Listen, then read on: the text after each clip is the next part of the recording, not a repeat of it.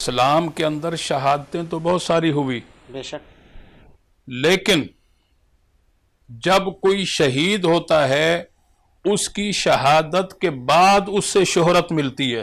صحیح لیکن قربان جائیں نواسہ رسول سید الشہداء حضرت سیدنا امام حسین رضی اللہ تعالیٰ عنہ، آپ ابھی شہید نہیں ہوئے، آپ کی شہادت سے پہلے ہی آپ کو شہرت مل گئی تھی۔ سبحان اللہ۔ چنانچہ حدیث پاک ہے، سرکار کی چچی حضرت ام فضل نے خواب دیکھا کہ نبی کریم علیہ الصلوۃ والسلام کے جسم سے گوشت کا ٹکڑا کاٹا گیا اور میری گود میں رکھ دیا گیا۔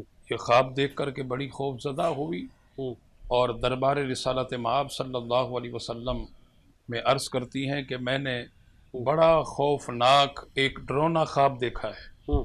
سرکار نے فرمایا کہ بتاؤ کیا خواب دیکھا؟ عرض کی کہ میں نے یہ دیکھا ہے، مجھے تو بتاتے ہوئے بھی ڈر لگتا ہے، اتنا وہ خوف زدہ ڈرونا تھا کہ آپ کے جسم سے گوشت کا ٹکڑا کاٹا گیا اور میری گود میں رکھ دیا گیا۔ تو سرکار نے فرمایا کہ میری چچی جان، اس میں پریشان ہونے کی کیا ضرورت ہے؟ آپ کے خواب کی تعبیر یہ ہے کہ میری بیٹی جناب سیدہ فاطمہ الزہرا کے ہاں بیٹے کی ولادت ہوگی اور وہ بیٹا آپ کی گود میں آئے گا، کیونکہ خاندان کی عورتوں میں آپ ایک معتبر خاتون ہیں، بڑی خاتون ہیں، اور آپ نے جو ہے وہ ان کی تربیت کرنی ہے۔ یہ ہے آپ کے خواب کی تعبیر۔ اور اس کے بعد جناب ام فضل فرماتی ہیں کہ ایک دن سیدنا امام حسین کو میں نے حضور کی گود میں دیا اور کچھ کام میں مصروف ہو گئی، اور پھر جب پلٹ کر حضور کی طرف میں نے دیکھا تو سرکار کی آنکھوں سے آنسو جاری تھے۔ میں نے عرض کی کہ یا رسول اللہ، میرے ماں باپ آپ کی عظمت اور شان پر قربان ہو جائیں، یہ آنسو آپ کی آنکھوں میں دیکھ رہی ہوں۔ تو سرکار نے فرمایا کہ ہاں، ابھی ابھی بیت المعمور کے خطیب جبریل امین میرے پاس آئے تھے اور انہوں نے مجھ سے یہ کہا کہ اللہ کے پیارے محبوب، آپ کا یہ جو فرزند ہے، آپ کا نواسہ ہے امام حسین، اس کو میدان کربلا کے اندر آپ کی امت کے کچھ لوگ شہید کریں۔ اللہ اکبر، اللہ۔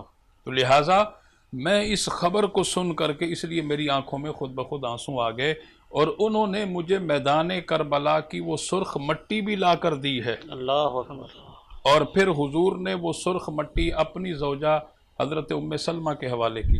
اب یہاں ایک بہت ہی عظیم نکتہ، جبکہ جناب سیدہ خدیجۃ الکبریٰ سے حضور کو جتنی محبت تھی ازواج میں سے، صحیح، ان کے وصال بکمال کے بعد پھر حضرت جناب سیدہ عائشہ صدیقہ رضی اللہ تعالیٰ عنہ سے محبت تھی۔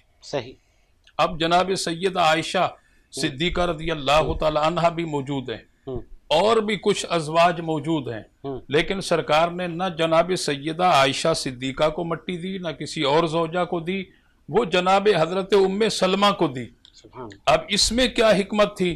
اس میں حکمت یہ ہے، علماء مفسرین راسخین کاملین فرماتے ہیں کہ سرکار نگاہ نبوت سے وہ مستقبل کا منظر دیکھ رہے تھے کہ جب سیدنا امام حسین شہید ہوں گے میدان کربلا کے اندر تو میری ساری کی ساری ازواج وصال کر چکی ہوں گی، اس وقت اگرچہ میری ازواج میں سے کوئی زندہ ہوگی تو وہ حضرت ام سلمہ زندہ ہوگی۔ اس لیے حضرت ام سلمہ کو مٹی دی اور کہا کہ اسے بوتل شیشی کے اندر ڈال کر کے رکھو، اس کی حفاظت کرو، جس دن یہ مٹی خون کے اندر بدل جائے تو بس سمجھ جانا کہ اس دن میرا نواسہ میدان کربلا کے اندر شہید ہو گیا۔ یعنی ابھی شہید نہیں ہوئے، اس سے پہلے اللہ کریم نے آپ کو یہ شہرت عطا فرمائی۔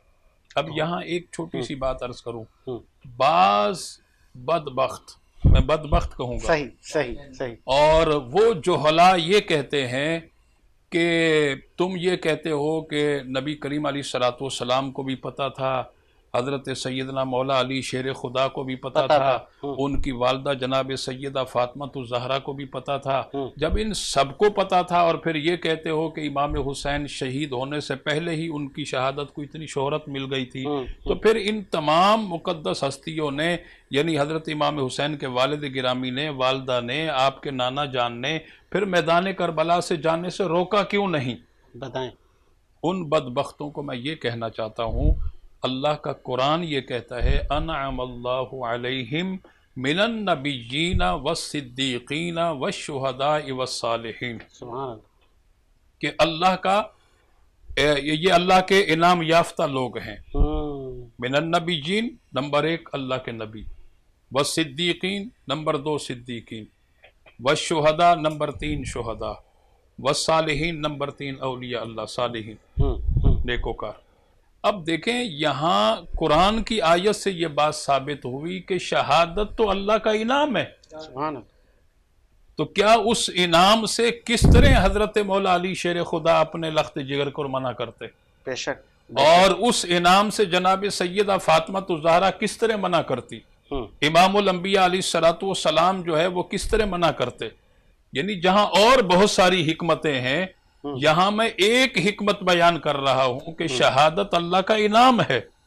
اور پھر اگرچہ سیدنا امام حسین رضی اللہ تعالیٰ عنہ اگر وہاں جا کر اتنی بڑی قربانی نہ دیتے تو پھر یہ دین کس طرح بچتا؟ دین کو بھی تو بچانا تھا نا.